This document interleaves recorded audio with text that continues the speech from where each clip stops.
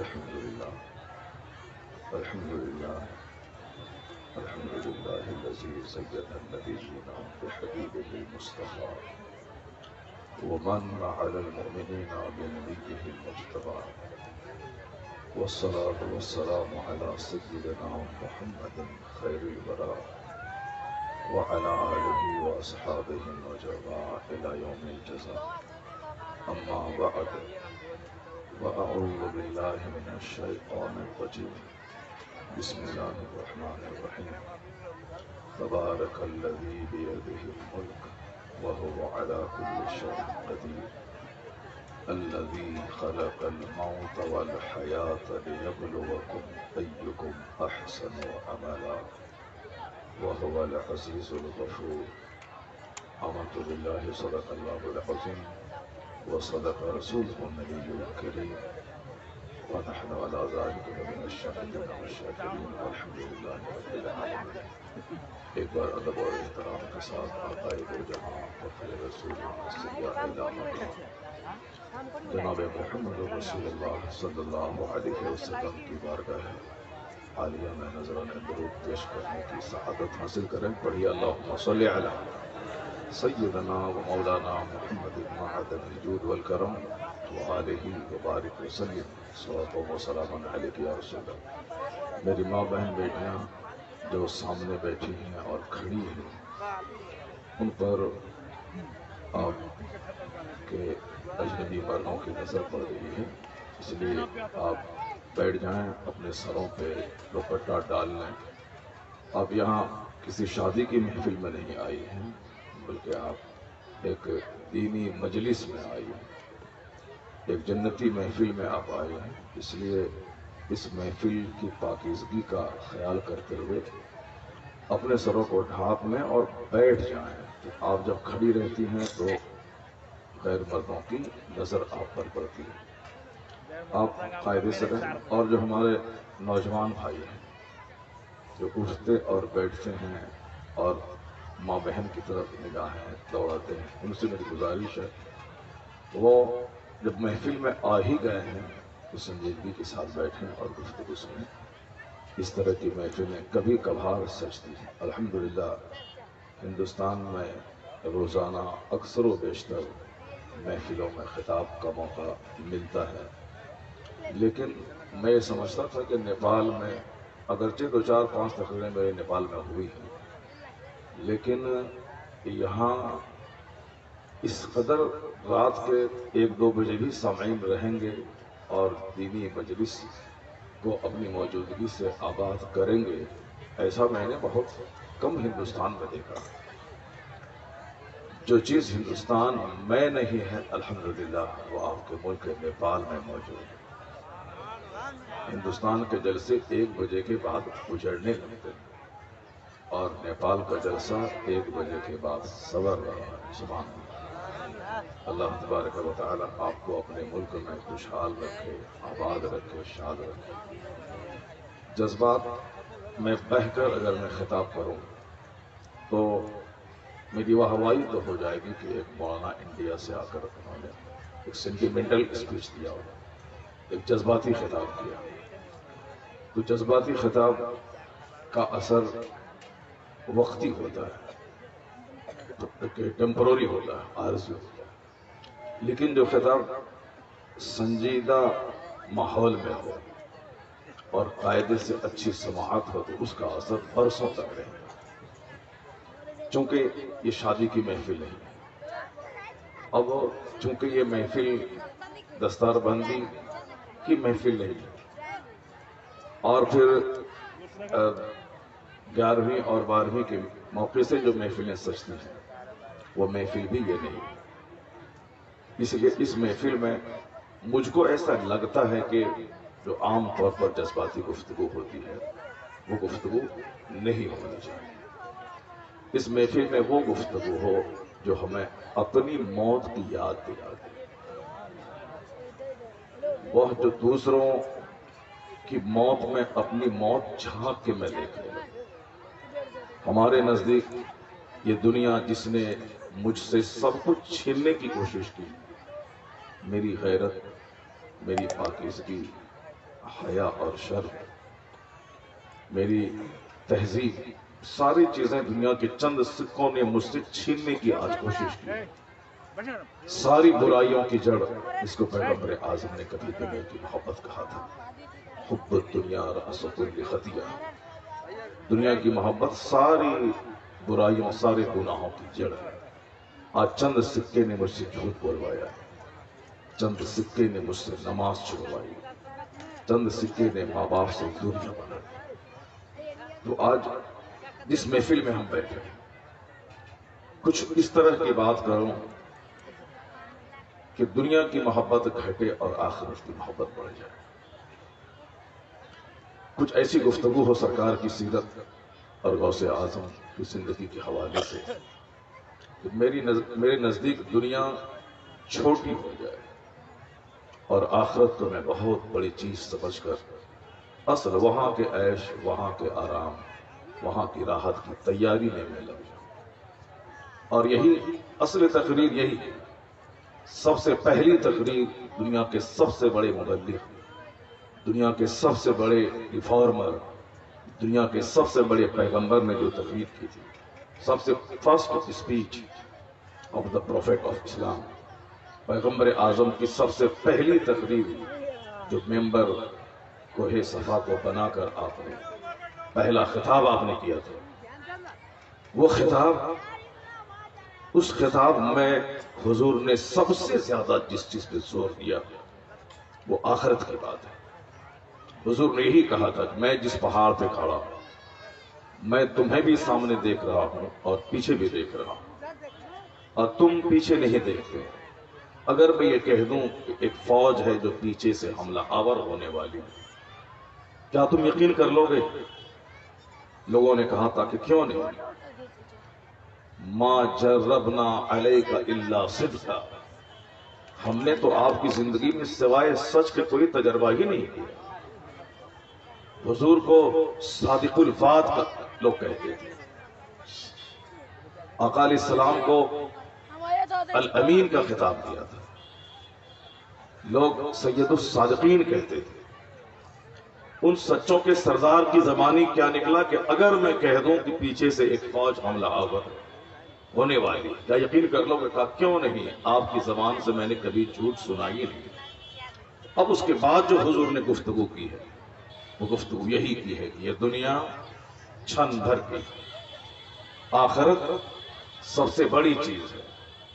اس آخرت میں تمہیں اللہ کے سامنے جواب دینا ہوگا کہ تم نے اس دنیا کا استعمال کیسے کیا۔ اس لیے تمہیں آخرت کے عذاب سے ڈراتا ہوں، میں تمہیں جہنم کی آگ سے ڈراتا ہوں، میں تمہیں شرک اور کفر سے رکنے کی دعوت دیتا ہوں، میں تمہیں گناہوں سے بچانے کی میں کوشش کر رہا ہوں۔ حضور کی تمام تقریر کا نچوڑ یہی تھا کہ آخرت بڑی چیز ہے، یہ دنیا اس کے سامنے بالکل حقیر اور چھوٹی سی چیز ہے۔ آقا نے یہی کہا، اور سارے پیغمبروں کی آمد کا جو سب سے بڑا مقصد تھا وہ مقصد یہی تھا، وہ اپنی قوم سے یہی کہتے تھے کہ یہ دنیا آج ہے کل نہیں، اور اس دنیا میں جو کچھ تو کرے گا مرنے کے بعد سارا حساب تم کو دینا ہوگا۔ اللہ نے اس دنیا کو بے مطلب نہیں پیدا کیا، اور اللہ کی بندگی کرو، میں اللہ کے رسول بن کے آیا ہوں، میری رسالت کا اقرار کرو، میں جن گناہوں سے روکنا چاہتا ہوں رک جاؤ، میں جن اچھائیوں کا پیغام دیتا ہوں اسے قبول کر لو۔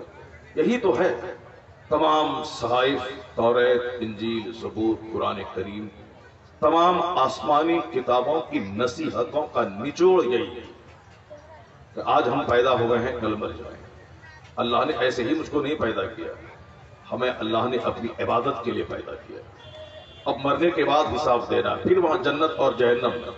جس نے اس دنیا کا صحیح استعمال کیا، ایمان لایا، اچھا کام کیا، اس کے لیے اللہ نے ایک ایسی جنت تیار کی ہے جس جنت کی ایک دھول کے برابر دنیا اور دنیا کا سارا خزانہ یا دنیا کی ساری چیزیں گولڈ ہیرے جواہرات میں تبدیل ہو جائیں، جنت کی ایک دھول کے برابر بھی کوئی چیز نہیں۔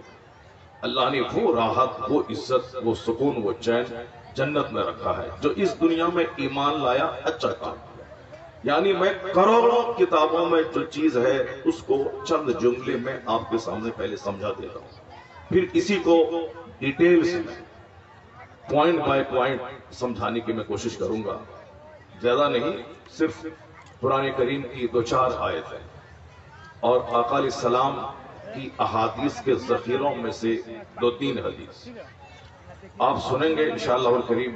یہاں سے اٹھیں گے تو آپ کو لگے گا کہ مجھے کیسی زندگی گزارنی تھی اور میں کیسی زندگی گزار رہا ہوں، اب مجھے زندگی میں یو ٹرن لے کر مجھے اپنی اصلاح کی کوشش کرنی چاہیے۔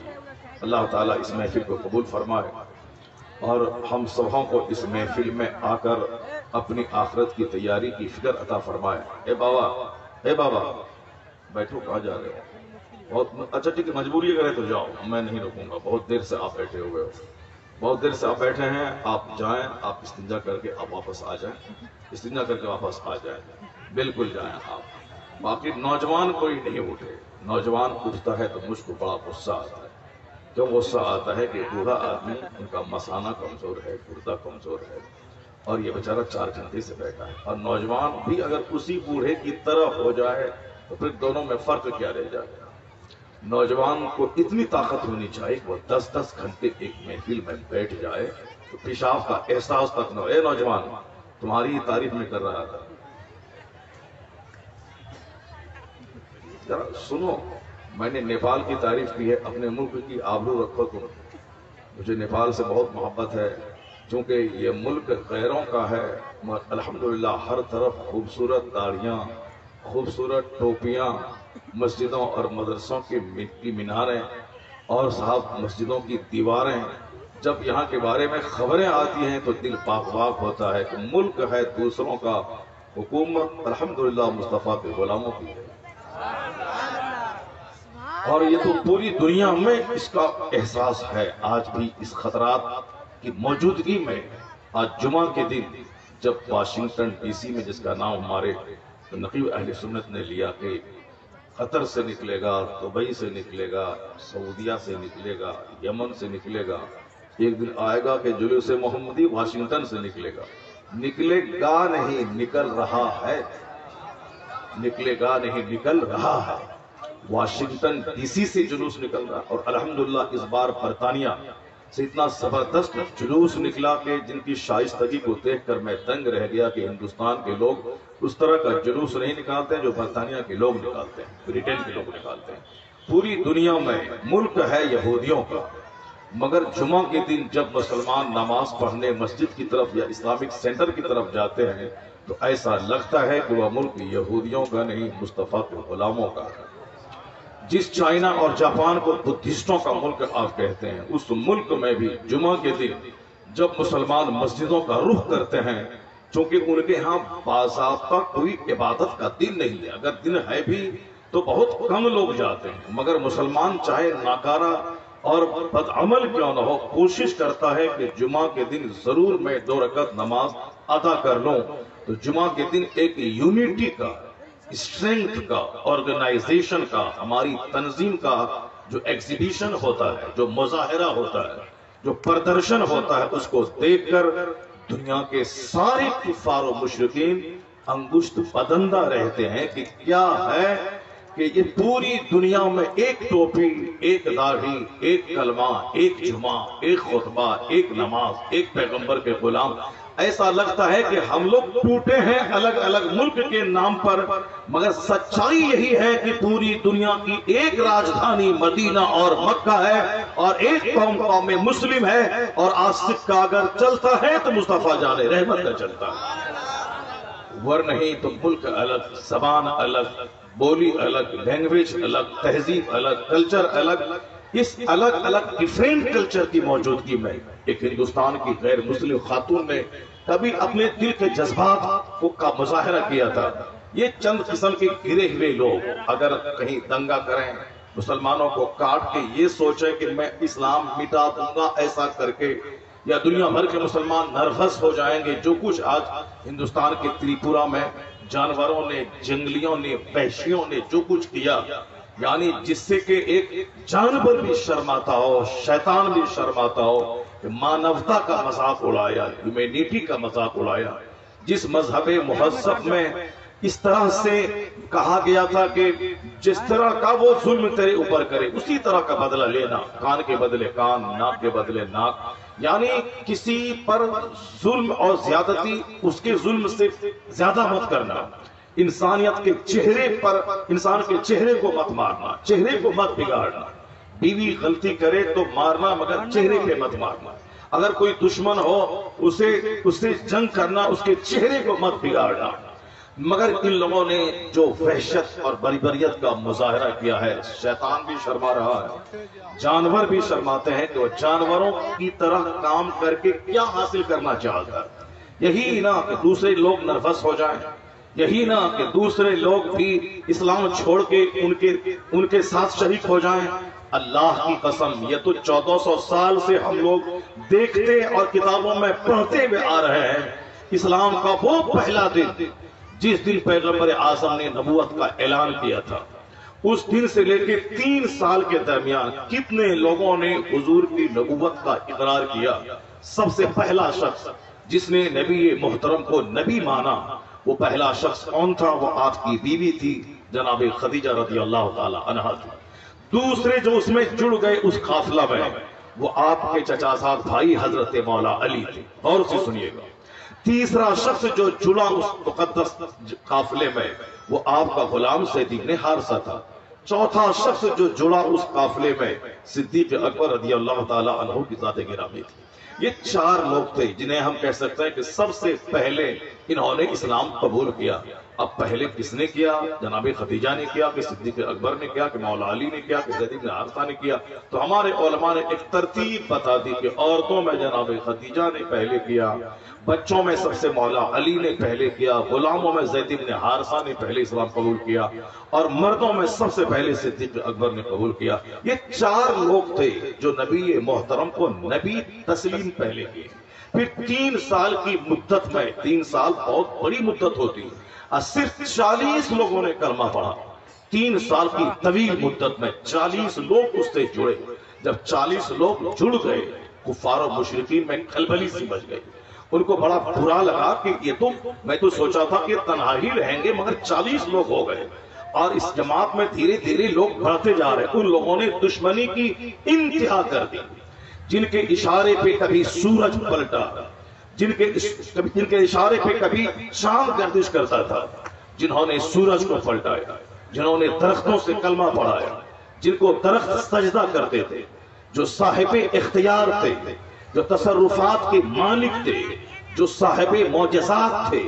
دوسرے پیغمبروں کو الگ الگ معجزہ ملا، اور تمام معجزات کا جامع آقا علیہ السلام کی ذات گرامی تھی، یعنی وہ زمین پہ رہ کے آسمان پہ حکومت کرتے تھے، جن کے اشارے پہ سورج و چاند گردش کیا کرتے تھے۔ اس قدر اختیار کے مالک مصطفیٰ نے دین کی راہوں میں جتنی اذیتیں برداشت کی ہیں، خود حضور کی زبانی آقا فرماتے ہیں، اوذیت فی سبیلی ھذا، یعنی I have been given miserable conditions in this way، اس راستے میں جو تکلیف دہ حالات سے میں گزرا ہوں، جتنی تکلیف مجھ کو دی گئی ہے، اتنی تکلیف مجھ سے پہلے کسی کو نہیں دی۔ جناب زکریا علیہ السلام کو قتل کر دیا گیا، جناب یحییٰ علیہ السلام، جناب زکریا علیہ السلام پہ آرا چلا دیا گیا، جناب یحییٰ علیہ السلام کو قتل کر دیا گیا۔ ایک دن میں 70 نبیوں کا قتل لوگوں نے کیا۔ جناب ابراہیم علیہ السلام کو عراق میں پہلے آگ میں ڈالا گیا، پھر صحیح سالم نکلے تو دشمنی اور بڑھی، ان کو عراق سے نکال دیا، پیدائشی وطن سے نکال دیے گئے۔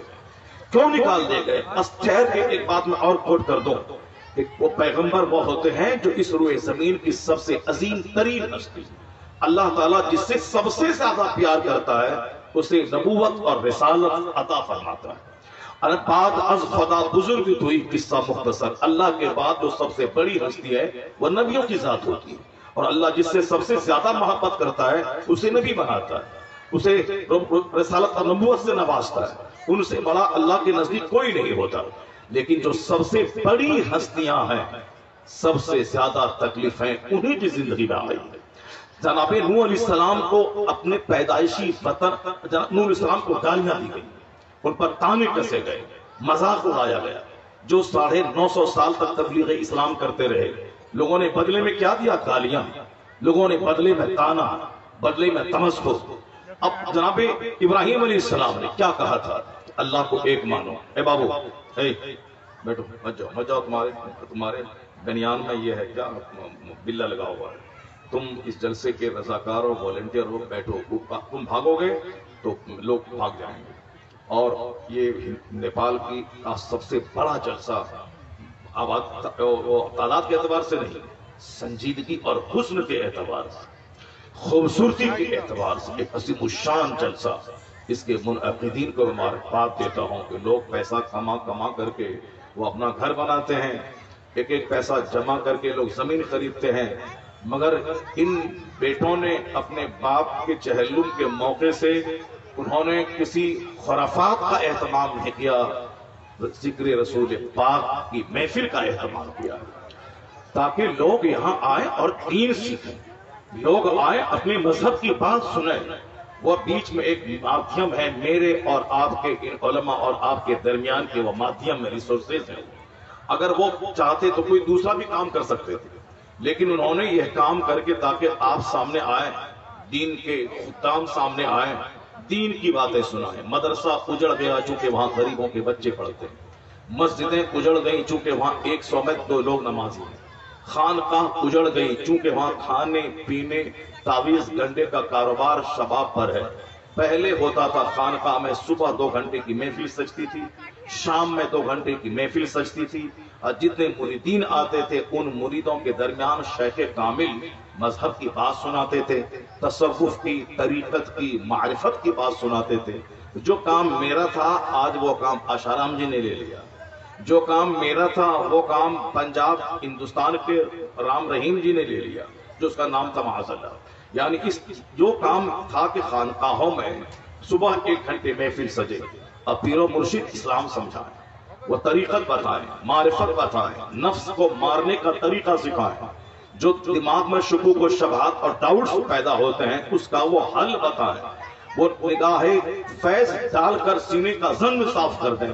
لیکن آج کہاں کروڑوں خانقاہوں میں ایک خانقاہ میں بھی ایسی باتیں نہیں ملیں گی جہاں کہ 1 گھنٹہ صبح محفل سجے، 1 گھنٹہ شام محفل سجے، اور تاکہ مرید دور دراز سے چل کے آئیں، 2 دن 4 دن 5 دن وہاں رہ کر کے دین سیکھیں، اپنے مرشد کی بات سنیں، پھر اس کو نصیحت کی پٹلی کو لے کے اپنے ساتھ گھر جائیں، اس کی روشنی میں زندگی کے دن گزاریں.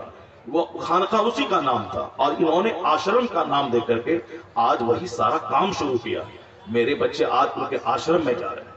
روی شنکر ہندوستان کا ایک بہت بڑا شانتی اپدیشک ہے، اور آپ لوگ بھی ان کا نام سنے ہوں گے. جو لوگ نیٹ ورکنگ سے جڑے ہوئے ہیں وہ لوگ بھی ان کا بھاشن کبھی کبھی سنے ہوں گے، نہیں سنے ہوں گے تو سنیے گا. وہ ایک غیر مسلم ہے، اس کی تقریر مسلمان کا بچہ سن رہا، مسلمانوں کے بچے سن رہے ہیں، مسلمانوں کی بیٹیاں سن رہی ہیں. کیوں؟ اس لیے وہ کہتے ہیں کہ تم اپنی جلسوں میں صرف ایک رٹی رٹائی گھسی پیٹی بات کرتے ہو، تم اپنے جلسوں میں ایک محدود اور لیمیٹیڈ بات کرتے ہو، اس مخول سے آگے بڑھ کے تم بات نہیں کرتے. جبکہ اسلام ایک جامع مذہب کا نام، اسلام دین فطرت کا نام، سارے پرابلمز کا سولوشن اسلام دیتا ہے، اور تم نے اسلام کو محدود کر کے رکھا. تم نے کبھی سنایا کہ اس بے چینی کے زمانے میں چین سے کیسے رہنا ہے؟ تم نے کچھ بتایا کہ اس زمانے میں کیسے مقابلہ کرنے کے لیے ہمیں اسٹرگل اور جدوجہد کرنا ہے؟ تم نے کبھی سنا ہے کہ کروڑوں کی موجودگی میں شانتی پورن جیون کیسے گزارنے ہے؟ تم نے کبھی بتایا کہ مشکلات میں گھرنے کے بعد کیسے ہم جیئیں، کیسے ہم اس حالات کا سامنا کریں؟ نہیں، بس ایک میٹر ہے، جلسہ ہو غوث اعظم کا، بس وہاں بات وہی کرنی ہے جو ہو کسی پہ کی ہے. جلسہ ہو بارہویں شریف کا، بس آپ 12 بجے 1 بجے رات تک نعت خوانی کرنی ہے.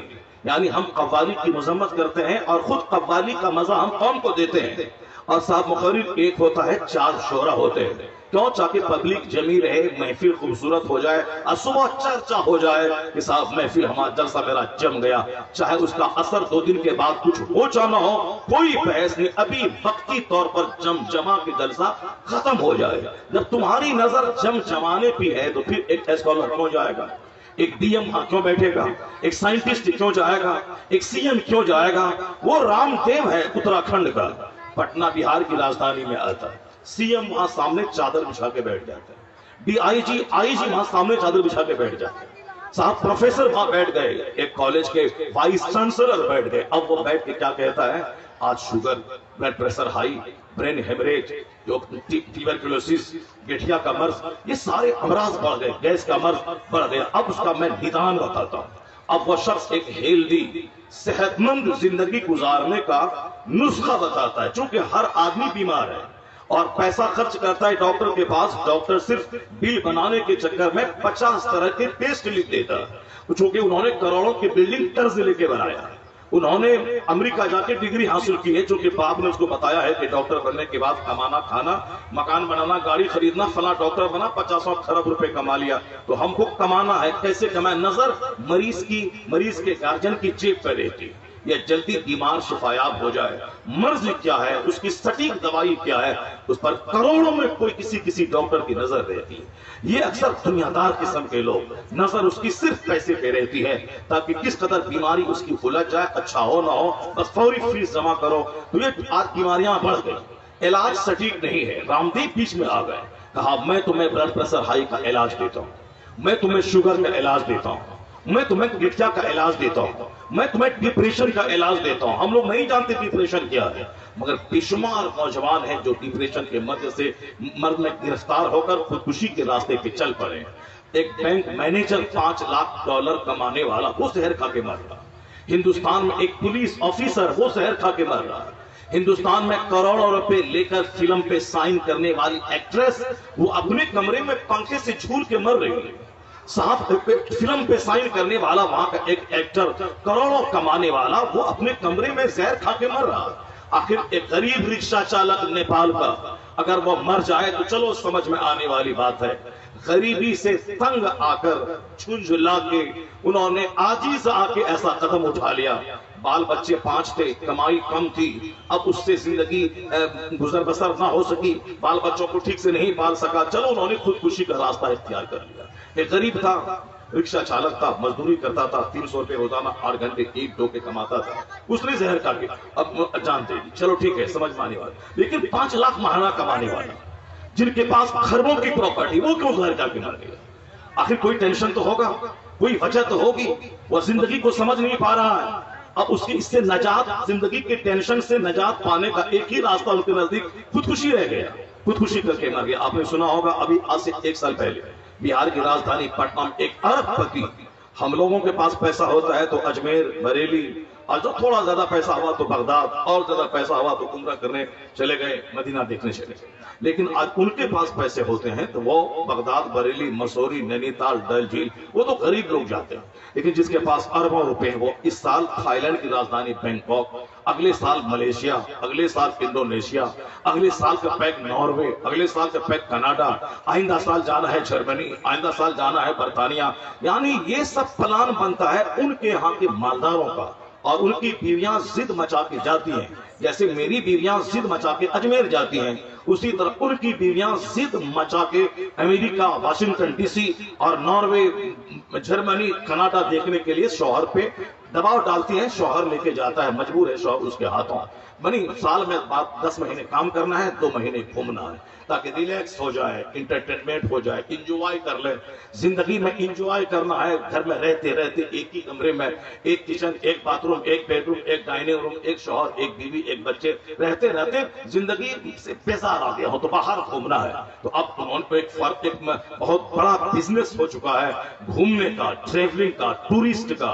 बाज़ाब्ता टूरिज्म पे आजकल एडवर्टीजमेंट लोग करते हैं। गुजरात में अमिताभ बच्चन जैसे करता है, गुजरात आइए, रेगिस्तान देखिए, ऊंट देखिए, वहां ये है, वहां वो है। अब करोड़ों रुपए दे के उनसे एडवर्टीजमेंट करवाया जाता है ताकि सियाहत का बिजनेस, सियाहत की तिजारत उरूज पे आए, फरोग पाए। और उसके धीरे धीरे बिहार वाला भी जा रहा है। हमारे बिहार में आइए, वैशाली को देखिए, हमारे बिहार में आइए, राजगीर को देखिए, नालंदा को देखिए, यूनिवर्सिटी को देखिए। यानी सबसे बैक में, पीछे में बिहार वाला ये प्रयास करता है कि गुजरात के लोग बिहार आए, बंबई के लोग बिहार आए। अब धीरे धीरे प्रयास में सफल भी गवर्नमेंट बिहार की हो रही है कि टूरिस्ट का रुझान बिहार की तरफ भी हो रहा है। जैसे नेपाल में आना है, काठमांडू, बिहार से, इंडिया से लोग आते हैं, अमेरिका से आते हैं, फला फला जगह से आते हैं। जो काठमांडू हिल स्टेशन है, यहाँ साहब अप्रैल मई जून में भी बर्फीली हवा चलती है, मजा आता है, होटलों का शहर बन गया वो, अब टूरिस्ट प्लेस है, हिल स्टेशन है। उसी तरह बिहार वाले कोशिश, अभी तिजारत बहुत बड़ी हो गई है, सियाहत 2 महीने बाहर घूमना। मालदार था वो, अरबपति था। पटना राजधानी में 8-10 दुकानें, ज्वेलरी की दुकानें थी, जवाहरात की दुकानें थी, सोने चांदी की दुकान थी। वो किराने की दुकान ही या गुटखा और सिगरेट और बीड़ी बेचे, फिर जवाहरात की दुकान थी, हीरे जवाहरात को बेचते थे। इतना बड़ा कारोबारी जो 5 दिन पहले फॉरेन से घूम के आया था, फॉरेन से घूम के आया था, गालिबन वो ब्रिटेन से घूम के आया था। अब यहाँ 5 दिन के बाद क्या हुआ उनकी जिंदगी में, उन्होंने गोली लिया और गोली लेके अपनी बीवी को शूट कर दिया। उन्होंने गन लेके अपने खूबसूरत परिवार, जरा तो था ना इसके पास, एक बेटा, एक बेटी, एक बीवी, एक वो, खुद 4 आदमी की फैमिली थी। और ये होता है गरीब के पास 10 बेटे रहते हैं, मालदारों के पास सिर्फ 4 या 3 या 2 या 1, हम 2 हमारे 1, आज फॉर्मूला चल रहा है। क्योंकि उसको ढेर ख्वाहिश है, उसके पास ढेर माल चाहिए। गरीबों को क्या है, औलाद पैदा करे, कोई इंजीनियर बन जाए, कोई डॉक्टर बन जाए, कोई मास्टर बन जाए, कोई कुछ बन जाए, बने औलाद, वो अपनी जिंदगी खुद से तय कर ले। मगर जो जहां रहे थोड़ा सा पढ़ा लिखा दें, जहां रहेगा समाज का, मुल्क का, घर का, परिवार का, समाज काम करता रहेगा, ये हमारी सोच रहती है। वहां तो नहीं, एक बच्चा हो उसको डीएम बनाएंगे, एसपी बनाएंगे, चाहे वो चोर क्यों ना बन जाए, चाहे वो डकैत क्यों ना बन जाए, चाहे लुच्चा लफंगा क्यों ना बन जाए, पर हम 2 हमारे एक। दौलतें हैं अंबार, अगर वो 4 भी शादी कर लेता, 100 बच्चा पैदा कर लेता, इतनी दौलतें हैं कि 100 बच्चे को 100 का मकान वो दे देता। लेकिन वहां एक बच्चा चाहिए, और यहाँ बेचारे के पास एक इकट्ठा जमीन है। अब 5 बेटों को पैदा किया है, अब 5 बेटे कहाँ रहेंगे, उसी एक कमरे में रहेंगे कि एक साफ तख्त को 4 मंजिला बना के रखेंगे, या उस पर मंजिल बना लेंगे, कहाँ रखें, कुछ नहीं। इनका यकीन है जिस अल्लाह ने मुझको रोजी दिया है वही अल्लाह मेरे बच्चों को भी रोजी देगा। इसी तवक्कुल और इसी कनात के सहारे इनकी महफिलें आबाद, इनका घर आबाद, समाज आबाद। और वहां खरबों का मकान है, एक ही बेटा है, और वो बेटा अगर मर गया तो बस खुद भी सारे लोग जहर खा के मर जाए। मैं ही कहना चाहता हूं कि वो महाभिखारी जो करोड़ों कमाने के बाद भी प्यासा और भूखा है। आप देखे होंगे कि एक गरीब आपके समाज का रहता है, वो 10 रुपए आपसे मांगता है, 10 रुपए आपने दिया, वो 10 दुआ देता है। अल्लाह तुमको अच्छा रखे, अल्लाह तेरे बच्चों को अच्छा रखे, अल्लाह आपके घर वालों को अच्छा रखे, 10 रुपए में 10 दुआएं देता है। लेकिन अगर कोई 50 करोड़ की फैक्ट्री खोला है और उनके पास 1 करोड़ रुपए कम पड़ गए, अगर हमने उसको 1 करोड़ रुपए कर्ज दे दिया कि चलो लो साल भर के बाद दे देना, या कंपनी चलेगी 2 साल के बाद दे देना, या किसी ने 50 लाख की जमीन की बात का बयानामा कर लिया उन्होंने जनकपुर में, अब उनके पास पैसे हैं साहब 49 लाख रुपए, 1 लाख कहां से लाए, उन्होंने कर्ज मांगा तो मैंने उसको दिया कि तुम 2 साल के बाद दे देना। अब 2 साल के लिए मैंने 1 लाख रुपए दिया, उनको तो कहना चाहिए शुक्रिया, थैंक्स, और आपने इस मुसीबत की घड़ी में आप काम आए। नहीं, पैसा लिया, चल दिया, और वो 10 रुपए लेके 10 दुआ देता है। क्यों? वो 10 रुपए लेने वाला फकीर वो भिखारी है, 10 रुपए से काम चल गया, और ये लाखों करोड़ों उसको हम देते हैं, फिर भी उनका पेट नहीं भरता। क्योंकि 1 लाख से क्या होगा, मसाइल उनके बहुत हैं, 50 करोड़ भी उसके लिए नाकाफी है। वो महाभिखारी है जिनका पेट 1 करोड़ देने से भी नहीं भरता है, और ये भिखारी है जो 10 रुपए दो तो 10 दुआएं देता है। जितनी ज्यादा आदमी, जितना ज्यादा दुनिया में लोग मशगूल हो जाए, उसी कदर उनकी भूख बढ़ती है, प्यास बढ़ती है, हवस की दलदल में वो फंसते हैं। सच मुस्तफा जान रहमत ने कहा था, वादी मीना में खिताब करते हुए आखिरी हज के मौके से हुजूर ने कहा था, जो अपने पीछे दीन का गम लगा लेता है, अल्लाह उसकी दुनिया का कफील और जिम्मेदार हो जाता है, अल्लाह उसकी दुनिया को आसान कर देता है। और जो अपने पीछे सिर्फ दुनिया का गम लगा लेता है, अपनी बीवी, अपना बच्चा, अपना घर, अपना मकान, अपना बिजनेस, अपना कारोबार, सिर्फ अपने आप में जो मस्त रहता है, तो वो अगर दुनिया की फिक्र में लग गया, हुजूर कहते हैं उनकी निगाहों के सामने अल्लाह गुर्बत के दरवाजे खोल देता है। अब वो कमाता जाता है करोड़ों खरबों रुपए, उनकी प्यास बढ़ती जाती, और फिर वो किसी भी वादी में जाके मर जाए, अल्लाह को उसकी कोई परवाह नहीं होती। इसी तरह बड़े बड़े बिजनेस में या तो लेटरिन रूम में मर जाता है, या अपनी गद्दी पर बिजनेस करते बैठे बैठे मर जाता है, या फिर वो कर्ज के बोझ में दब के मर जाता है, या दिवालिया होके, भगोड़ा होके, मुल्क छोड़ के बाहर भाग के वहां जहर खा के मर जाता है। अरबों में खेलने वाला भगोड़ा बन रहा है। क्यों? उसने दुनिया को अपना एम बनाया, دنیا کو کے حصول کو اپنا ایمبیشن بنایا ہے، دنیا حاصل کرنے کو زندگی کا سب سے بڑا مقصد انہوں نے فکس کر دیا کہ ہمیں ارب پتی بننا ہے، ہمیں اس شہر میں سب سے شاندار گھر بنانا ہے۔ تو دنیا کو ایم بنایا، اب اس ایم کو فلفلمنٹ کرنے کے لیے، اس کی تکمیل کے لیے، اس ایم کو اچیو کرنے کے لیے اب وہ رات دن محنتیں کرتا ہے، نماز چھوٹے، روزہ چھوٹے، حج چھوٹے، زکات چھوٹے، اخلاق چھوٹے، رشتہ دار چھوٹے، ماں باپ چھوٹے، سب چھوڑ دوں گا مگر پیسہ چاہیے، اور اسی دھن میں اکثر لوگ مبتلا ہیں۔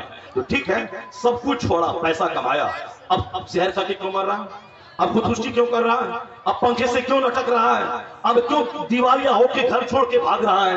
جب تم نے دولت کما لی، جب تم نے گھر بنا لیا، جب تم نے 50 لاکھ کی گاڑی خرید لی، جب تم نے گلے میں سونے کا چین پہن لیا، تم نے 10 لاکھ کا زیور بیوی کو دے دیا، تمہارے سوٹ کیس میں صاحب 50 جوڑے کپڑے موجود ہیں، ہاتھ میں راڈو گھڑی موجود ہے، پاؤں میں اینڈ کے ساتھ 1000 روپے کی چپل موجود ہے، تمہاری بیٹی کی شادی میں 5 کروڑ روپے خرچ ہو گئے، پھر بلڈ پریشر ہائی کی دوائی کیوں کھاتا ہے؟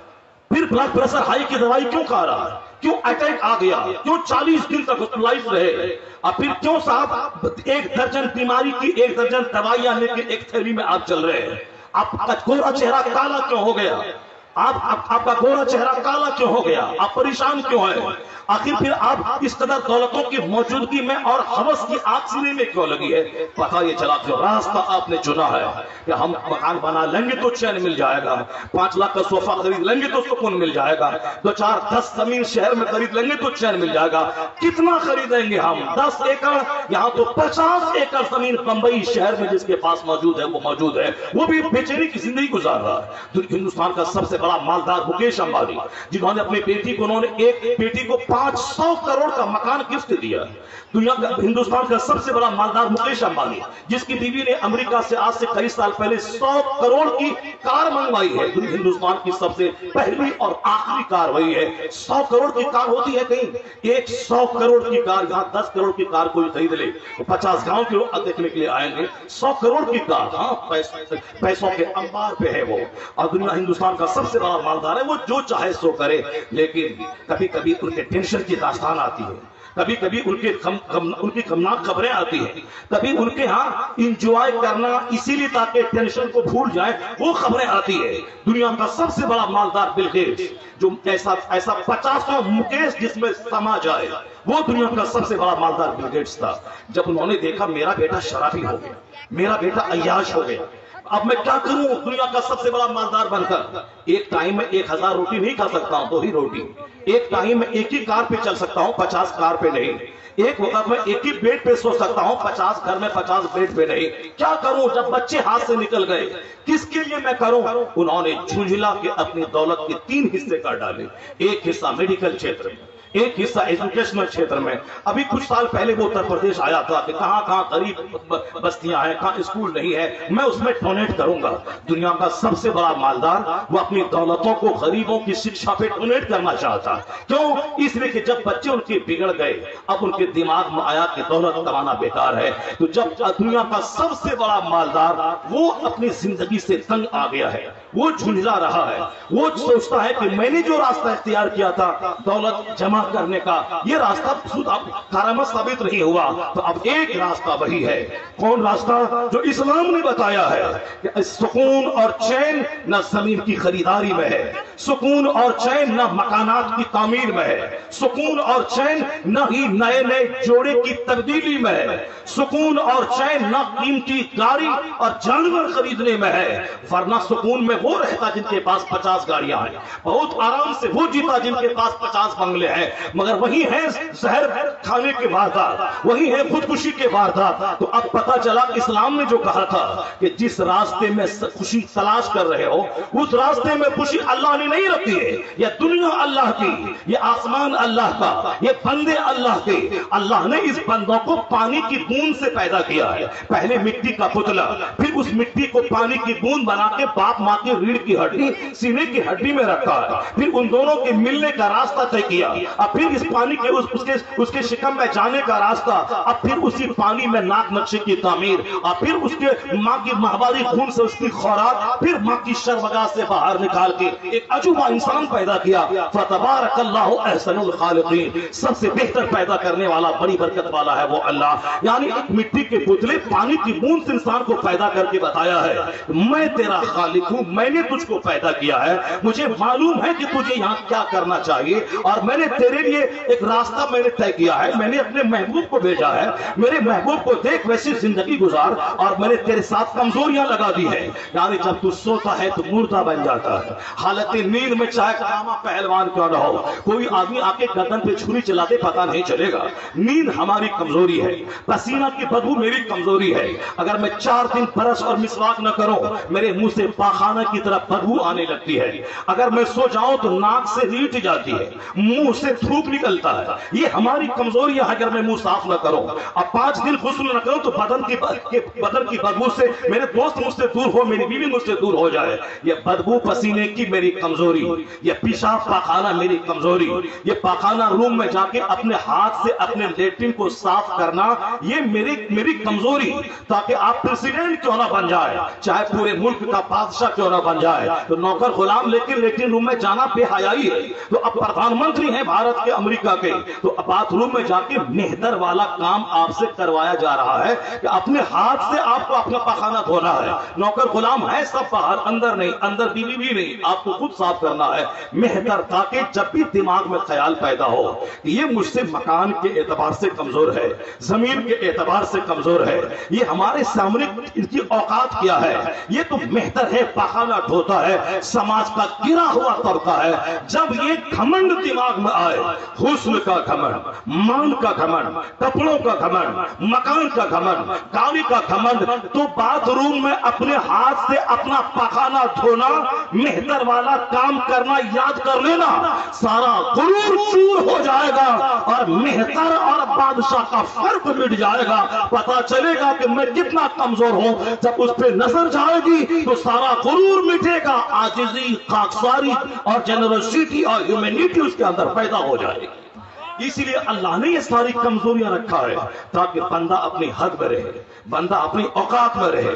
जब ये उड़ने लगे, ये एक बीमारी छोटी सी इसके सारे घमंड को चूर चूर कर दे, इनकी औलाद की मौत इसके गुरूर को तोड़ दे। इसलिए हम चाहते हैं कि मेरी औलाद न मरे, मगर मेरे चाहने से क्या होगा, मेरी मर्जी के खिलाफ मेरे बच्चे मर जाते हैं। मैं चाहता हूं कि मेरा बाप अभी नहीं मरे, मेरे सर का साया मुझसे नहीं उठे, अभी मैं मैच्योर नहीं हुआ हूं, मेरे 5 भाई मैच्योर नहीं हुए हैं, ये बूढ़ा घर में बैठा रहे मगर इनका साया हमें मुत्तहिद करके रखता है। इसलिए इनकी साये की भी मुझको जरूरत है। ये 25 साल के बाद जब किसी काम के लायक में रहेंगे और फिर हम लोग मैच्योर हो जाएंगे, फिर उसके बाद ये मर भी जाए तो इनके मरने का कोई गम नहीं रहेगा। ये हमारी सोच है, मगर रब्बे कदीर का फैसला क्या है। मैंने आज सोचा कि 25 साल जिंदा रहे, 25 मिनट के बाद वालिद का इंतकाल हो जाता है। मेरा खूबसूरत बेटा शादी के 10 साल तक औलाद नहीं हुई, 50 दरगाहों पे जाके मैंने औलाद की भीख मांग ली।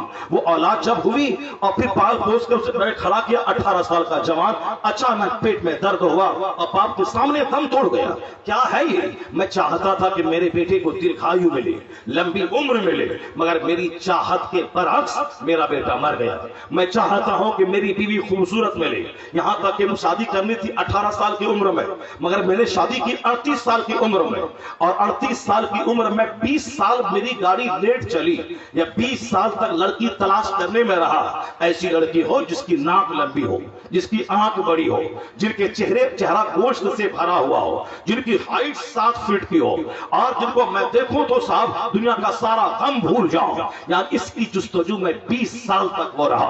अब 20 साल के बाद जब शादी हुई, अब उसके पहलू में वो दिन रात बैठ रहा है कि ये हमारी बीवी है, ये हमारी बीवी है, ये हमारी बीवी है। वो स्विमिंग पूल में बीवी के साथ, सोफा में बीवी के साथ, बिस्तर दस्तरखान पे बीवी के साथ, मार्केटिंग में बीवी के साथ, कार पे बीवी के साथ। 1 साल के बाद जब दोबारा उसके घर में उसका दोस्त जाता है, 24 घंटे रहता है तो देखता क्या है कि 24 घंटे में 1 मिनट भी वो शख्स अपनी बीवी से बात तक नहीं किया है, बात तक नहीं किया है। क्यों साहब? पूछा उन्होंने कि आपने पिछले साल मैंने देखा था उनके बगैर आप जी नहीं सकते थे, और आपने खूबसूरत बीवी आपने तलाश करी है और काफी मुद्दत के बाद मिली है, मोहब्बत की शादी आपने रचाई है, शानदार घर आपने बनाया है। अभी मैंने देखा 24 घंटे में आपके घर में क़याम किया, रात और दिन, एक बार भी आपने बीवी से बात नहीं की। उनका क्या जवाब था? मेरा फैसला गलत हो गया, मैंने सिर्फ चेहरा देखा, दिल नहीं देखा, मैंने आंख देखा, दिल नहीं देखा, मैंने उसकी नाक देखी, मैंने दिल नहीं देखा। ये अंदर से इंतहाई दर्जे की बदअखलाक है, इनकी जबान बदबूदार है, ये जबान के तीर से मेरे जिस्म को छलनी करती रहती है, बात करने को जी नहीं चाहता। 20 साल लेट चली आपकी गाड़ी, मगर फिर भी आपकी मर्जी के खिलाफ एक बदअखलाक बीवी मिली। 20 साल आपकी गाड़ी लेट चली, उसके बावजूद भी एक भूतनी काली कलोटी बीवी हाथ लगी। चूंकि 20 साल लेट होने के बाद अब आपने इज्जत बचाने के लिए चलो जैसी हो कर लेनी है, चाहे जो मिल जाए। अब आपसे कह दिया अब नहीं, अब जैसी मिले कर लेनी है। अब उसी कर लेने के चक्कर में मिली क्या? भूतनी। चाहा था हुस्नो जमाल की परी मिले, मिली भूतनी। आखिर ये कौन है जो मेरी मर्जी के खिलाफ काम करता है? मैं चाहता कुछ हूं और होता कुछ है। मैं चाहता हूं, मैंने बिजनेस डाला है, 5 साल में 5 दुकान बना लो। जो 5 साल में जो अपनी असल दुकान थी वो दुकान भी बिक गई। आखिर क्या है, कौन है जो मेरी मर्जी के खिलाफ काम करता है? अगर आदमी अक्ल और गौर फिक्र से काम ले तन्हाई में बैठकर, तो इस दुनिया का हर एक जर्रा उसे खुदा के वजूद का पता बताएगा। हम मौला अली से पूछते हैं कि आप बताएं कि आपने कैसे पहचाना कि रब है? यानी आपने कलमा पढ़ा, मोमिन बने, हुजूर ने जो कहा ब्लाइंडली हमने विश्वास कर लिया, ये सारी चीजें अपनी जगह है। लेकिन आदमी कायनात के दस्तरखान पे मुताला करके वहां से भी वो खुराक हासिल करता है कि जिससे वो ईमान था, वो ईमान और स्ट्रॉन्ग हो जाता है। मैंने मान लिया कि ये मेरा मुर्शिद है, शरायत अरबा का जामे है, ये साहब पीरे कामिल है, यानी ये सुन्नी सही अकीदा है, और ये आलिम है, और फिर बाअमल है, फासिक नहीं है, और फिर इनका रिश्ता सरकार तक मुत्तसिल है, यानी शरायत अरबा का हामिल ये पीर है। मैंने मान लिया हमारा पीर है, नमाजी है, मुत्तकी है, फासिक नहीं है। लेकिन अगर आपने कोई करामत 5 साल के बाद देख लिया, उसके अंदर में सहाबी अपने कमरे में बैठे थे, इनका हाथ अलग, इनके पांव अलग, इनकी गर्दन अलग, जब बाहर से आवाज दी तो सारे आज़ा जुड़ गए और सामने में खड़े हो गए मेरे सामने, और मैंने सलाम किया। मैंने कहा हुजूर ऐसा ऐसा, मैंने कहा नहीं वो तो तुम्हारी नजर का धोखा हो सकता है, या फिर क्या है वो मुझको मालूम, मैं तेरे सामने खड़ा हूं। अब बताएं कि जो मुरीद अपनी आंखों के सामने अपने पीर की करामत किस तरह देख ले, तो फिर वो उनके दिल में जो पहले से मुर्शिद तो था ही, लेकिन अटूट विश्वास, यानी जो अकीदत जमेगी वो अकीदत की दीवार को कोई हिला नहीं सकता है। जब आदमी देख लेगा मैं मोमिन हूं, लेकिन जब पता चलता है कभी इस्लाम के कानून की खूबियों को, तो आदमी मचल उठता है, आदमी झूम उठता है। जैसे नहीं देखा आपने इस कोरोना काल में, इस कोरोना काल में क्या हुआ? आज 2 साल गुजर गए, यानी 2019 के नवंबर में एक कीड़े की हवा चली थी, और धीरे धीरे वो कीड़ा पूरी दुनिया को अपनी चपेट में ले लिया, और फिर मार्च में पूरी दुनिया में, दुनिया के अक्सर ममालिक में लॉकडाउन लगा। फिर उस कई महीने के बाद लॉकडाउन खुला, फिर दोबारा दूसरी लहर चली, तो लाखों आदमी को लेके वो कीड़ा चला गया। इस दौरान आपने देखा होगा कि आज तक कोरोना की दवाई नहीं आई। पूरी दुनिया में 200 से शायद ममालिक हैं, और 200 से शायद ममालिक में लाखों साइंटिस्ट है। अमेरिका का नाम सरे फेरिस्त है, नासा नाम की साइंसी तहकीकी इदारा, जहां से साइंसदान बैठकर पूरी दुनिया के जलजले को रिएक्टर पैमाने पे नापने की कोशिश करते हैं, जहां पे बैठ के रडार में सारी दुनिया की एक्टिविटीज का मुशाहिदा करते हैं। यानी सबसे बड़ी तजर्बाती तहकीकाती इदारा वो नासा है। मगर अमेरिका के वैज्ञानिक भी आज तक कोरोना की दवाई नहीं प्रिस्क्राइब कर पाए। जिस तरह बुखार की दवाई है, कालपोल खा लें, साहब लूज मोशन की दवाई है, लमोफेन खा लें, जिस तरह साहब सर में दर्द है आप नाइस खा लें, गैस की दवाई है आप खा लें, लेकिन इसी तरह से कोरोना की कोई दवाई मार्केट में आनी चाहिए। 2 साल का एक लंबा अरसा गुजर गया, हाँ वैक्सीन आई है, मगर डबल डोज लेने के बाद भी लोग पॉजिटिव हो रहे हैं। और आज वैक्सीन आने के बाद, डबल डोज लगाने के बाद भी क्या कहा जा रहा है?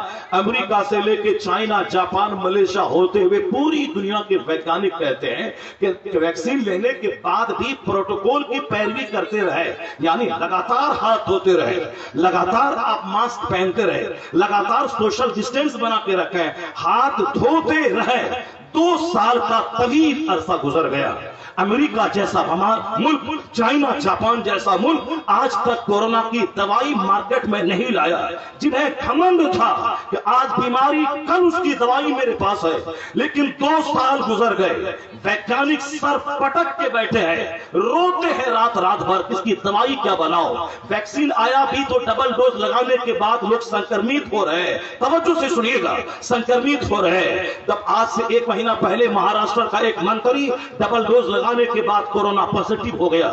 इसका मतलब है कि कहा जा सकता है कि ये वैक्सीन एक दिल बहलाने का शायद एक जरिया हो सकता है, वरना जब वैक्सीन टीका लगाने के बाद फिर पॉजिटिव का हो जाना क्या मतलब है। इसका मतलब है कि अल्लाह तबारक व तआला इन वैज्ञानिकों के इल्मी खुमार को उतारने, उसके घमंड को तोड़ने के लिए आज तक उसके दिमाग में यह बात नहीं डाला इसकी दवाई क्या हो सकती है। दवाई मौजूद है मगर वहां तक रसाई नहीं है, और 2 साल से वैज्ञानिक रो रहे हैं। और हाथ धोना है ये ताकि कोरोना का कीड़ा जो हाथ में लगे और फिर उसको धो देना है, कुल्ली करनी है, नाक में मुंह पानी डालना है ताकि कीड़ा जो नाक में जाके बैठ गया हो वो 5-6 घंटे के बाद अंदर फेफड़े में जाता है, लंग्स में, उससे पहले ही उसको पानी से साफ कर देना है।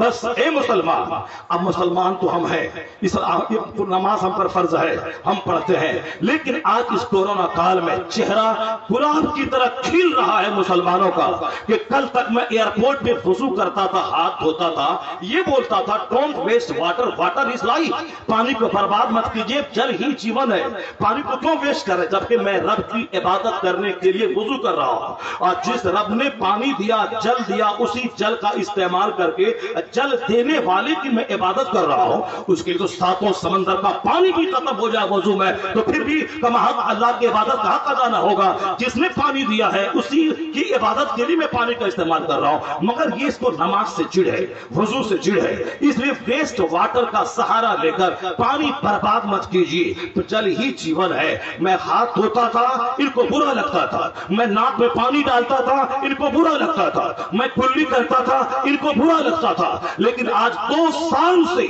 उनकी जबान से कहलवाया जा रहा है कि वॉश हैंड, हाथ को लगातार धोते रहिए, सैनिटाइज करते रहिए, चाहे हिकमत जो भी रहे, मगर हमारी नजर उस पर जाती है कि जहां आज करोड़ों वैज्ञानिकों की नजर गई है कि दवाई आई नहीं है, एहतियाती तदबीर, हाथ धोते रहिए, नाक मुंह साफ करते रहिए, जहां नजर आज करोड़ों साइंसदानों की, वैज्ञानिकों की, स्कॉलर की आज गई है एहसान मुस्तफा का, जिसने वजू करने की वकालत 1400 साल पहले की है। नमाज पढ़ना फर्ज है, उससे पहले वजू करना फर्ज है। वजू में हैंड वॉश, पहले मुंह धोना, नाक में पानी डालना, कुल्ली करना, फिर अब उसके बाद फेस वॉश यानी फराइज की अदायगी शुरू होती है। उससे पहले हैंड वॉश, उससे पहले माउथ वॉश, उससे पहले नोज वॉश, हैंड वॉश सबसे पहले करना है। तो मैं कहता हूं ये हाथ धोने का इशारा जो मुस्तफा ने 1400 साल पहले दिया है, मैं ये कह सकता हूं जिस कोरोना से बचने की तदबीर करोड़ों वैज्ञानिक के दिमाग में आज आई है, वहां तक रसाई मुस्तफा की 1400 साल पहले हुई है।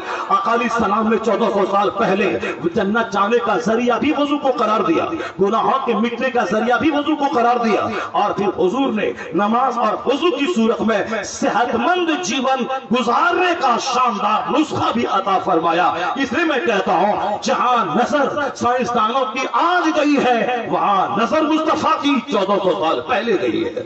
तो करोड़ों दानिश्वरों का फार्मूला एक तरफ, पैगंबर आज़म अलैहिस्सलाम का कानून और उसूल और ज़ाब्ता एक तरफ, तो अब ऐसा लगता है कि सीना मजबूत हो जाता है। इस्लाम के उसूल और ज़ाब्ते की ज़ाहिरी खूबियां खुलकर सामने आ गई हैं, तो ऐसे में आदमी का सीना स्ट्रांग हो जाता है। यानी जब इसकी खूबियां कोई सामने आती है इस कोरोना काल में, इस साइंटिफिक पीरियड में, यकीन तो पहले भी था, लेकिन इस तरह की करामतों के ज़ुहूर के बाद यकीन और मजबूत हो जाता है और پختہ ہو جاتا ہے. اس لیے میں کہنا چاہتا ہوں کہ دنیا ہے, اس دنیا کی چیزوں پہ آگے غور و فکر کرنا چاہیے, جس کی طرف اشارہ اللہ رب العزت نے قرآن کریم میں ان گنت جگہوں پہ کیا ہے.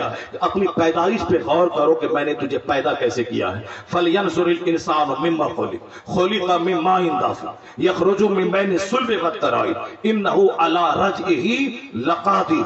ذرا غور سے سنیے گا, 3 آیت یا 4 میں قرآن سے پڑھوں گا, اور 3 یا 4 یا 2 حدیث سرکار دو عالم السلام کی حدیث کے ذخیرے سے پڑھوں گا. بس وہی میری تقریر کا عنوان ہے کہ آپ 2 حدیث سن لیں, قرآن کریم کی 2 آیت سن لیں. اس سے پہلے جو کچھ ہو رہا ہے ایک تمہیدی طور پر ایک اسلامی مزاج میں آپ کو دے رہا ہوں کہ جلسہ کا مقصد کیا ہے, آپ کی تقریر سننے کا مقصد کیا ہے, جلسے میں آنے کا مقصد کیا ہے, دنیا کہاں سے کہاں گئی اور ہم کہاں بیٹھے ہوئے ہیں, ہم الجھے ہوئے ہیں, اور صاحب دنیا ہمیں بہت پیچھے چھوڑ کر آگے جانا چاہتی ہے. ذرا غور سے سنیے, اس بات کو میں مکمل کروں پھر اس پوائنٹ پہ آتا ہوں کہ غور و فکر کا پیغام اللہ نے جو دیا ہے قرآن کریم میں, کبھی پیدائش پر, کبھی خوراک پر, کبھی آسمان پر, کبھی زمین پر, کبھی پہاڑ پر, یعنی اس طرح کے سارے مواد موجود ہیں قرآن کریم میں. اب غور و فکر کرو اپنی پیدائش میں, اللہ کہتا ہے جبکہ قرآن کریم نصیحتوں کا مجموعہ ہے, ہدایتوں کا وہ مجموعہ ہے, اس کے باوجود اس 114 صورتوں میں اس طرح کی بات ہے کہ پیدائش پہ غور کر کہ تو پیدا کیسے ہوا ہے. ہم نے تجھ کو ایک پانی کے کودتے ہوئے قطرے سے پیدا کیا ہے, جو قطرہ ریڑھ کی ہڈی, سینے کی ہڈی سے نکلتا ہے. اللہ کیا فرماتا ہے کہ پھر تمہیں دوبارہ اللہ مارنے پر قادر ہے. انہ علی رجعہ لقادر, اللہ تمہیں مار کے دوبارہ زندہ کرنے پر قادر ہے, اور زندہ کر کے پھر تم سے حساب لے گا کہ تم نے اس زندگی کا کیا استعمال کیا. گویا اس آیت میں ہماری پیدائش کی کہانی بیان کی گئی کہ تم کو میں نے ایک کودتے ہوئے منی کے قطرے سے پیدا کیا. دوسری جگہ اللہ فرماتا ہے وَلَقَدْ خَلَقْنَا الْإِنسَانَ مِنْ صُلَالَةٍ مِنْ طِينٍ, اللہ فرماتا ہے میں نے بجتی ہوئی مٹی سے انسان کو پیدا کیا. یعنی مٹی کا پتلا جب تیار ہوا, اس قدر اس کے پہلے اس گارے کو گوندھا گیا, پھر اس پتلا تیار ہوا, پھر وہ سوکھ گیا. سوکھنے کے بعد جیسے مٹی کا برتن سوکھ جاتا ہے پھر اس میں ڈھناڈھن کی آواز آتی ہے, تو بجنے والی مٹی, تو اللہ کیا فرماتا ہے میں نے بجتی ہوئی مٹی سے تجھ کو پیدا کیا. اور دوسری جگہ فرماتا اللہ میں نے تمہیں گوندھی ہوئی مٹی سے پیدا کیا, میں نے تجھے ایک قطرہ ذلیل سے پیدا کیا. یہ بار بار اس طرح کی باتیں قرآن کریم میں آئی ہے کہ میں نے تجھ کو پھٹک سے پیدا کیا, میں نے کودتے ہوئے پانی کے قطرے سے پیدا کیا, منی کا قطرہ جو کہ کودتے ہوئے جمپ کرتے ہوئے نکلتا ہے. ان آیتوں میں غور سے آپ دیکھیں تو اللہ رب العزت بندوں کی اوقات یاد دلانے کے لیے, بندوں کے غرور کو توڑنے کے لیے, کیونکہ آدمی کی کمزوری ہے, یہ جوانی پاتا ہے مغرور ہو جاتا ہے, یہ ہیلتھ پاتا ہے یہ گھمنڈی ہو جاتا ہے, یہ دولت ملتی ہے یہ مغرور ہو جاتا ہے. اس لیے اللہ رب العزت بندوں کی اوقات یاد دلانے کے لیے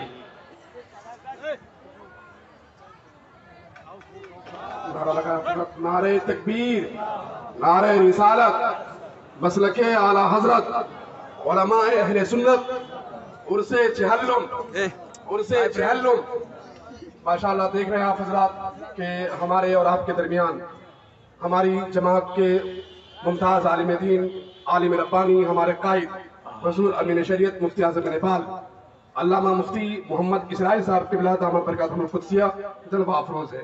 اور ایک طرف آپ دیکھ رہے ہیں کہ متکلم اسلام, مناظر عالم اسلام, امین شریعت ادارہ شریعہ بہار, جھارکھنڈ, اڑیسہ, حضرت علامہ مفتی عبد المنان کریمی صاحب قبلہ جلوہ افروز ہے, جلوہ بار ہے.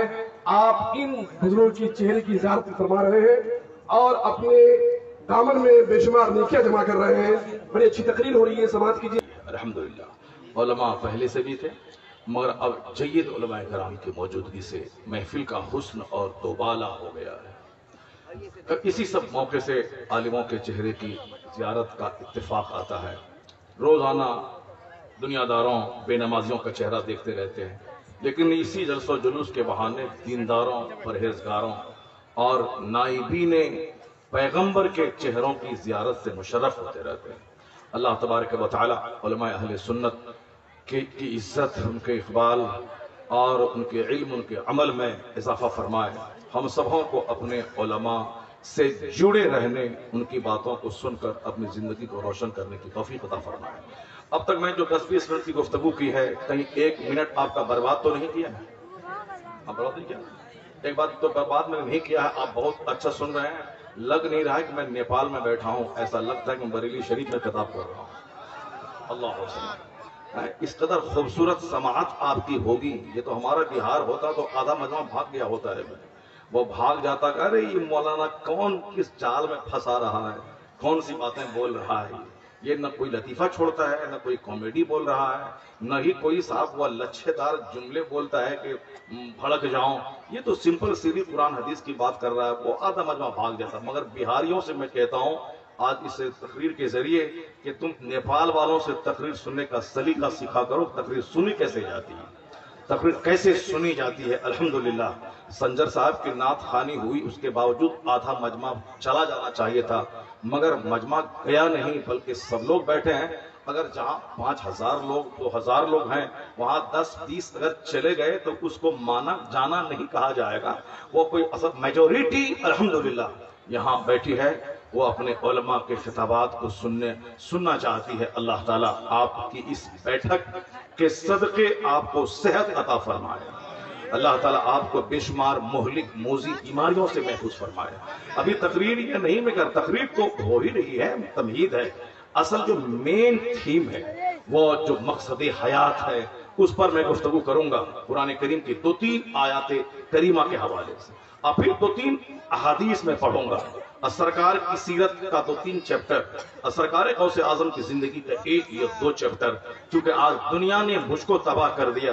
کبھی مصیبت آتی ہے تو آدمی اللہ کو گالی دینے لگتا ہے، یا خوب پیسہ آیا تو مسجد مدرسہ خانقاہ سب چھوڑ کے آدمی سب بھول جاتا ہے۔ یعنی پیسہ ہوا، کچھ لوگ ایسے ہیں کہ پیسہ ہوا تو بریلی بغداد مدینہ اجمیر نظر آتا ہے، عالم علماء خانقاہ، اب پیسہ ختم ہوا تو بغداد بریلی مدینہ اجمیر مسجد خانقاہ سب بھول جاتا ہے۔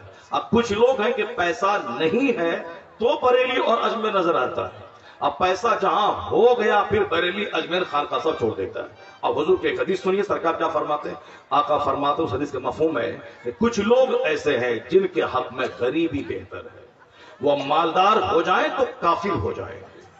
اب کچھ لوگ یہ ہیں کہ ان کے حق میں مالداری بہتر ہے، اگر وہ غریب ہو جائیں تو کافر ہو جائیں گے۔ یہ میں نے قرآن کریم میں کچھ آیتیں ایسی ہیں جس میں رزق کے حوالے سے گفتگو کی گئی ہے کہ اپنے بچوں کو قتل مت، لا تقتلوا اولادکم خشیۃ املاق، غریبی کے ڈر سے بچوں کو قتل مت کرو، اللہ تمہیں بھی روزی دیتا ہے انہیں بھی روزی دے گا، اللہ جسے چاہتا ہے بے حساب روزی دیتا ہے، جس کے لیے چاہتا ہے روزی گھٹا دیتا ہے، اللہ حکیم ہے، اس کی حکمت ہے، جس کو چاہے مالدار بنائے، چاہے غریب بنائے۔ اسی آیت ربانی کی تفسیر میں خزانہ العرفان میں اس حدیث پاک کو میں جب پڑھا تو میں دنگ رہ گیا۔ اللہ کے رسول نے کہا کچھ لوگ ایسے ہیں کہ جن کے حق میں غریبی بہتر ہے، وہ مالدار بنے تو کافر ہو جائیں گے، اب کچھ لوگ ایسے ہیں کہ ان کے حق میں مالداری بہتر ہے، وہ غریب بنے تو کافر ہو جائیں گے۔ جیسے ایک برادری ہے ہندوستان میں میمن لوگوں کی، اللہ نے حسن بھی دیا ہے، دولت بھی اس کو دیا ہے، مگر خرچ کرنے کا جگر بھی اللہ نے دیا ہے۔ مجھ جیسے کم پڑھے لکھے مولوی کو لاکھوں روپے چند لوگوں نے خانقاہ کے لیے، مسجد کے لیے، مدرسے کے لیے، آج میری نگرانی میں 3 بڑی بڑی مسجدیں تعمیر ہوئی ہیں، جس میں ابھی میں نے لاک ڈاؤن میں تینوں مسجدوں میں ماربل ٹائلز، اصحاب مکرمہ کے ماربل کا ممبر یہ سب لگوایا، وہ سب اس میں اکثر انہی میمن برادرز کا چندہ ہے، ان کے شوہر چاہتے ہیں میں 10 لاکھ کی مسجد بناؤں تو بیوی کہتی ہے میں 11 لاکھ کی مسجد میں تعمیر کروں گا، وہ شوہر کہتے ہیں میں 50 لاکھ اس میں لگاؤں گا، بیوی کہتی ہے ٹھیک ہے آپ 50 لاکھ لگا دیں، میں 60 لاکھ کی لاگت سے ہندوستان کے اس دیہات میں جہاں مسجد نہیں ہے یا شیٹ کی مسجد ہے میں اس کی تعمیر کرواؤں گی۔ تو کس طرح مرد کا الگ مقابلہ ہے، عورت کا الگ مقابلہ ہے، اور ہمارے ہاں کیا ہے کہ اگر میں 100 روپے چندہ جلسے میں دے دوں، بیوی 100 بار دماغ چاٹ لیتی ہے کہ تمہیں کو جنت جانا ہے اور تم کو ہی صرف جنت جانا اور کوئی جنت نہیں ہے، 100 روپے تم نے پھینک کے آ گیا، بڑا دانی بنا ہے، بڑا حاتم تائی بنا ہے، بڑا سخی بن رہا ہے، اب پھر دوبارہ جو چاہتا بھی ہے تو وہ خرچ نہیں کر پائے گا۔ یہی فرق ہے ہماری بیوی میں اور ان کی بیوی میں۔ اب ان کو آپ کیا دعا دیں گے؟ اللہ دولت سلامت رکھے تاکہ مسجد مدرسے خانقاہ کا کام ہوتا رہے، یعنی ان کے پاس پیسے ہوتے ہیں تو خوب دن کا کام کرتا ہے اور خوب ہر سال عمرہ کے لیے مکہ شریف جاتا ہے، مدینہ شریف کی حاضری کے لیے عمرہ سے ہٹ کر صرف خالص مدینے کی حاضری کے لیے تاکہ اس میں عمرہ بھی شامل نہ ہو. روضہ رسول کی زیارت کہ من زار قبری وجبت لہو شفاعتی کا کما حق وہ حقدار ہو جائے کہ اس کے ساتھ میں عمرہ نہ کرے، خالص روضہ رسول کی حاضری کے پیسے اس کے پاس، یہ سارے پلان بنتے ہیں. کچھ لوگ ہیں جن کے حق میں غریبی بہتر ہے. اپنے سماج میں دیکھا ہوگا کل تک جو غریب تھا 50 تعویذ لیتا تھا، عالم کے پاس جاتا تھا، فقیر کے پاس جاتا تھا، اپنے شیخ کے جاتا تھا، حضور غریب ہیں دعا دے دیجئے، دعا کر دیجئے، تعویذ دے دیجئے. تعویذ دے دی گئی، دعا کر دی گئی، کسی مرد حق کی دعا اللہ نے قبول فرما لیا. اب ان کے پاس پیسے بڑھ گئے. اب وہی شخص ہے جو 50 بار جاتا تھا ایک بار بھی نہیں جاتا. اب ان کے پاس پیسے بڑھ گئے، اب وہ فلم ہال میں جاتا ہے، موبائل چینج کرتا ہے، 1 لاکھ 2 لاکھ کا موبائل. اب رات بھر 3 بجے تک موبائل چلاتا ہے. اب جب رحمت کے فرشتوں کے آنے کا ٹائم ہوا، بالکل مردار کی طرح سو کر دن کے 10 بجے اٹھتا ہے. پیسے بڑھ گئے. رئیس لوگ ایسا ہی کرتے ہیں، رئیس لوگ دیر سے سوتے ہیں، رئیس لوگ دیر سے اٹھتے ہیں، کیونکہ اب وہ سیٹ کہلاتے ہیں، پیسے والے کہلا رہے ہیں. اسے جینے کا انداز بدل گیا. اس کی حق میں غریبی بہتر تھی. غریب تھا تو بار بار مسجد آتا تھا، غریب تھا عالموں کا احترام کرتا تھا، غریب تھا مسجد میں 2 گھنٹہ بیٹھ کر قرآن پڑھتا تھا، غریب تھا روزانہ سورہ یاسین شریف کی تلاوت کر کے تب کاروبار میں نکلتا تھا، غریب تھا روزانہ سورہ ملک عذاب قبر سے بچنے کے لیے پڑھتا تھا. امیر کیا بنا، پیسہ کیا بڑھا. بولتا مولانا صاحب بہت ذمہ داریاں ہیں، بہت رسپانسبلٹیز ہے، بہت سارا کام ہے. آپ کو تو بس ایک جلسہ، ایک مدرسہ، ایک مسجد، بچوں کو کھلانا ہے، تنخواہ دینی ہے، مدرسہ بنانا، یہاں بہت سارا کام ہے، بہت سارا ٹینشن، بہت سارے مسائل زندگی میں ہے. اب وہ ہم کو مسائل سکھلا رہا ہے. جو کل تک مجھ سے دعائیں مانگ رہا تھا، دعائیں لے رہا تھا، کل تک جو ہم سے دعا کرنے کی بھیک مانگ رہا تھا، جو کل تک ہم سے آ کے میری گفتگو سن رہا تھا، آج وہ اپنی گفتگو مجھ کو سمجھا رہا ہے. بہتر تھا ان کے حق میں غریبی بہتر تھی، تاکہ وہ اس طرح عالموں کا گستاخ اور دینی جگہوں سے دوری اس کی نہیں بڑھتی. جیسا کہ سرکار نے جناب ثعلبہ سے کہا تھا تیرے حق میں غریبی بہتر ہے، تم صبر کرو تیرے حق میں بہتر ہے. مگر وہ ضد مچا کے دعا کروا لیا سرکار سے، تو حاصل کیا ہوا سبوں کو معلوم ہے. مسجد کا کبوتر کہلانے والا وہ زکات کو ٹیکس کرنے لگا، اور پھر 5 وقت مسجد میں نماز پڑھنے والا مہینے میں 1 بار آنے لگا، اسے بھی چھوڑ دیا. اور بعد میں کیا حشر ہوا، سر پہ مٹی ڈال کر دور عثمان غنی میں اس کا اسی حالت میں انتقال ہو گیا. کہنے کے مطلب ہے کہ جب مجھ کو معلوم نہیں ہے کہ میرے حق میں غریبی بہتر ہے یا مالداری، کل کیا ہوگا، what will be happen tomorrow I don't know. کل کیا ہوگا یہ میں نہیں جانتا ہوں. کس کی سوچ بدلے گی، کس کی سمجھ بدلے گی، کس کا خیال بدلے گا، یہ جب مجھ کو اپنے خیال پر کنٹرول نہیں ہے. کل کیا ہوگا یہ اس پر میری نظر نہیں ہے. تو ضد مچا کے مالداری کی بھی نہیں مانگنی چاہیے. اے اللہ تو اپنے فضل سے مجھ کو عطا فرما دے، اور جس میں خیر ہو وہ عطا فرما دے. اور ضد مچا کے نہیں، اسی کو کہتے ہیں راضی برضا رہنا. اللہ کی تقدیر پہ راضی رہ. اگر اللہ پہ چھوڑ دیا تو غریبی بہتر ہے تو اللہ غریبی میں صبر عطا کرے گا، اور اگر مالداری بہتر ہے تو اللہ مالدار بنا کے شکر